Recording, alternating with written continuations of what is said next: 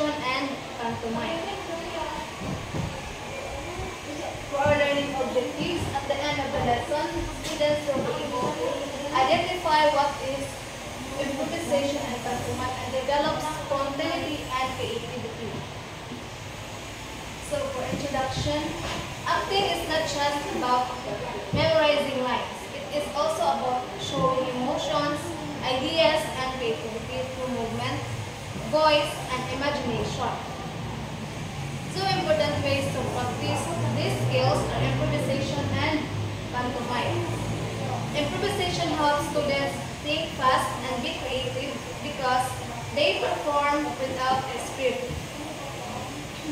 It allows them to express ideas freely, build confidence, and improve their communication skills. Meanwhile, pantomime teaches students to show emotions and actions without speaking, using only gestures, facial expressions, and body movement. This helps them understand the importance of non-verbal communication.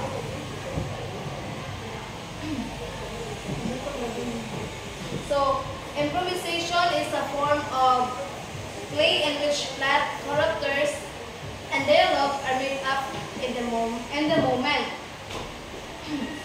So this means that in improvisation, nothing is fully planned ahead. The actors create the story, the roles of the play, and the lines they say on the spot. And it allows them to think quickly and use their imagination to keep the scene going. Next, scenes can be planned in advance, but the action and dialogue are performed spontaneously. So, the actors are given a situation per topic. Before performing, for example, you're at a restaurant and something funny happens.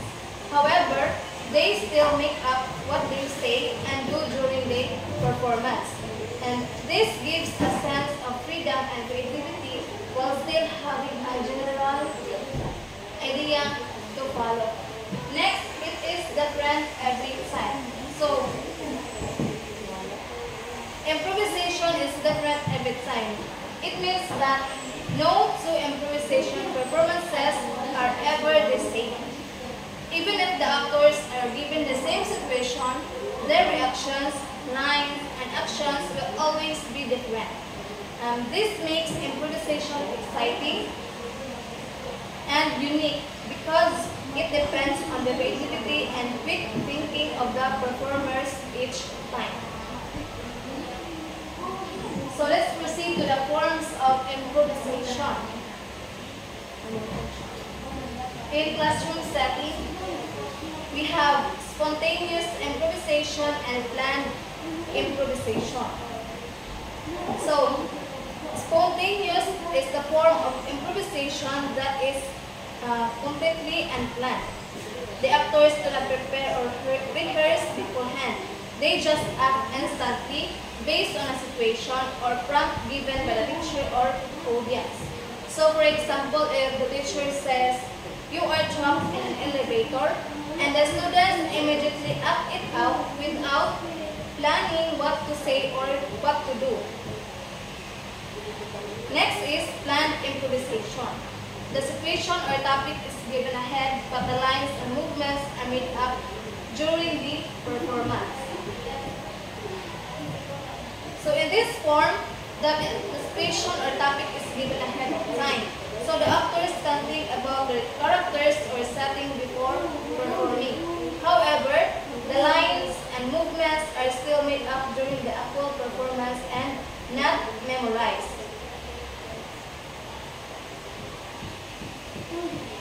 So key elements of improvisation, we have character, who they are or who perform, location, where they are, and the conflict or the problem within the scene.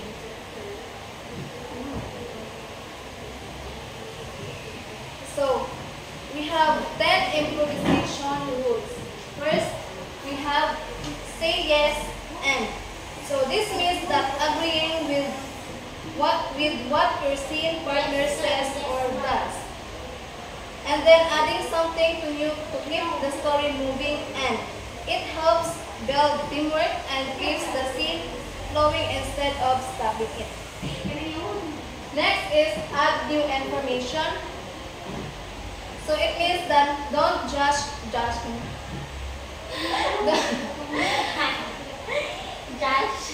Don't just agree. So contribute something that makes the scene more interesting. For example, if your partner says, "We're lost in the forest," you could add, "Yes, and it's getting dark." This makes the story grow and develop. Next, don't block. Blocking means rejecting your partner's ideas or actions. For example, if someone says, "Look, a dragon," and you reply, there's no dragon," you stop the story. Always accept ideas and build on the same instead. Next, avoid asking questions unless you're also adding information. So, too many questions can make your partner do all the work. Instead of saying, "Where are we?" try adding information like, "I can't believe we're stuck on this island." So it gives clues and moves the story forward. Next, play in the present and use the movement. Focus on what's happening now in the scene. Don't talk too much about the past or future. React naturally to the current situation, just like in real life. This makes your acting more believable and fun. Next, we have established the location. Let the audience know where the scene is taking place. You can show it through dialogue or movement. For example, pretending to serve food if you're in a restaurant. A clear setting helps everyone understand the story better. Next is be specific and provide colorful details. The more details you add, the more real and interesting the scene becomes. Instead of saying, "I bought something," just say, "I bought a shiny red bike with golden wheels." These specific details can help paint a clearer picture for the audience. Next is change, change, and change. Don't let the scene stay the same for too long. Something should always happen. Emotions, actions, or situations should be changed. And this keeps the performance lively and unpredictable. Next, for serious and emotional scenes, focus on characters and relationships. When doing dramatic scenes, pay attention to how characters feel and how they relate to one another. And last rules of improvisation is, for humorous scene, make choices to the 9th degree or focus on actions or objects. So, in comedy, exaggeration is a key. Make your actions, expressions, and reactions bigger or sillier. And you can also focus on funny situations or objects to make audience laugh.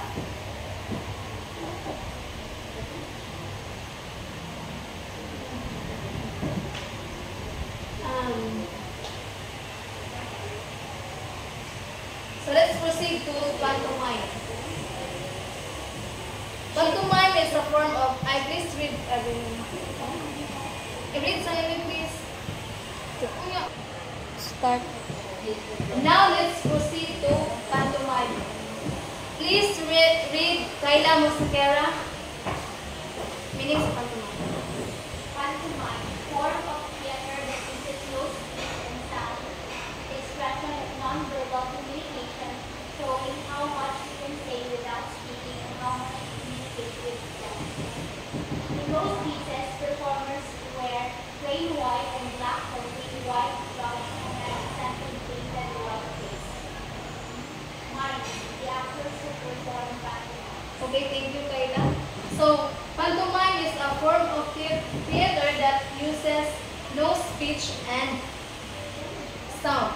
So it is a kind of acting where performers tell a story without speaking. Instead of using words, they rely on body movements, gestures, and facial expressions to communicate. And this teaches actors how to express emotions and actions clearly without even dialogue. So, the expression of non-verbal communication. This means pantomime helps people understand that actions can speak louder than words. Through non-verbal communication, mimes show emotions like happiness, anger, or sadness using only their face and body. It is a great way to practice expressing feelings clearly. So, in most cases, performers wear plain white and black clothing, white gloves, and a scented painted white face. So, in traditional mimes, dress in black and white so that their movements stand out. The white face paint and gloves make their expressions and hand gestures easier for the audience to see, especially from a distance. So, in the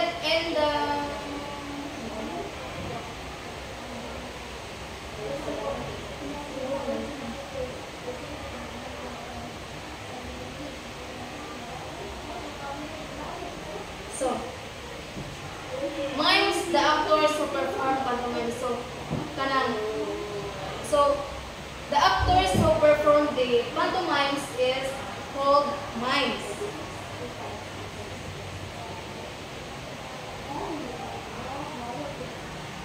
In the British context theater, pantomime, often shortened to panto, refers to a form of musical comedy performed primarily during Christmas season. These pantomimes are family-oriented and feature a mix of slapstick comedy, songs, dance, and audience participation, often with traditional fairy tales or popular folk stories as their basis.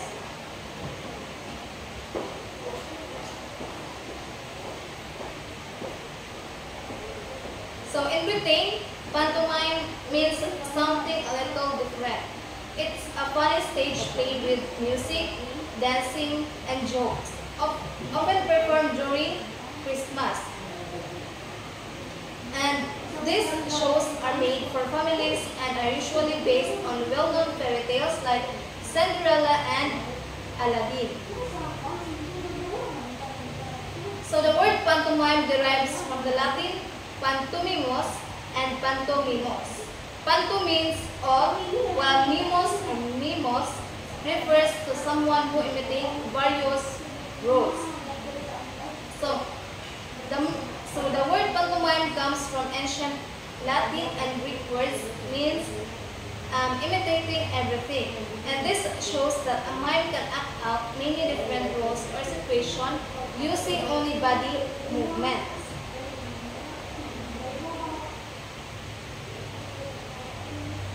Next is the qualities of good pantomime. We have here consistency, exaggerated resistance, exaggerated expressions, and gestures. For the consistency, it means that the performer must stay true and steady in their actions. For example, if a mime pretends to hold a cup, their hand should keep the same shape and position throughout the act. And being consistent helps the audience believe what they are seeing. Even if the objects are invisible, it makes the performance realistic and believable. Next, exaggerated resistance. In pantomime, actions should look strong and clear, not small or weak. For example, when a mime pretends to push a heavy box, they must show effort. Their face and body should look like they're really struggling. And this exaggeration makes the movement easier for the audience to understand, especially since there are no words to explain it. And last qualities of good pantomimes is exaggerated expressions and gestures. Since mimes do not speak, they must use big facial expressions and clear body movements to show emotion and action. If the mime is happy, they should smile widely and move lightly. If they are sad, they should frown and move slowly.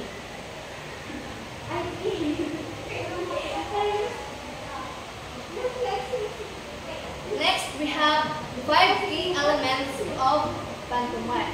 We have here audience participation, Christmas performances, popular children's stories, slapstick comedy, and stunt characters.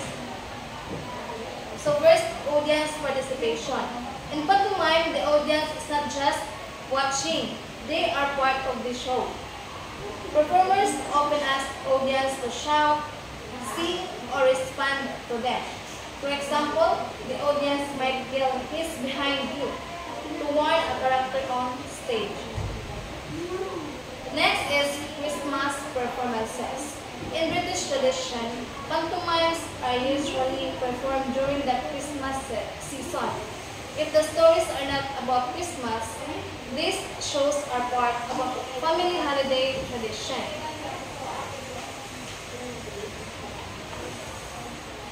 And this makes pantomime a special seasonal event where families gather to enjoy laughter, songs, and colorful performances together. So next, popular children's stories. Many pantomimes are based on famous fairy tales or nursery rhymes, such as Cinderella, Aladdin, Jack and the Beanstalk, and Sleeping Beauty. So these stories are easy for the audience to recognize and enjoy.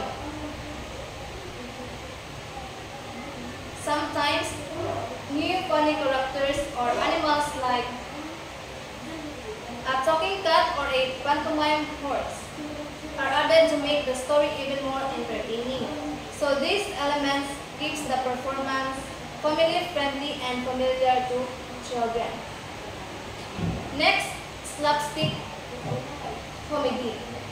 So slapstick comedy means funny physical humor, like exaggerated movements, silly chases, or pretending to fall or get hit.